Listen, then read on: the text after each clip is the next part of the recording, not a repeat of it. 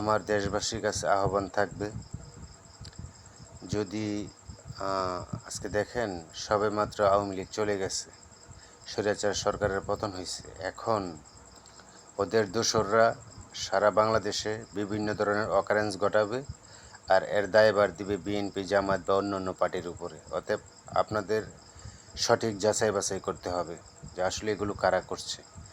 আর বিএনপির নাম বলে, জামায়াত ইসলামীর নাম বলে যদি কেউ কোনো ধরনের অকারেন্স ঘটায়, আপনার হাতে নাতে ধরে আপনার এটা আইনের মাধ্যমে শোধ করবেন। কারণ আমরা চাই না কোনো সহিংসতা।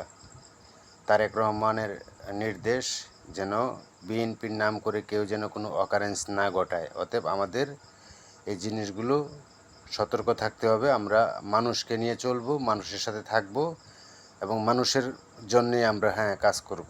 এই বিষয়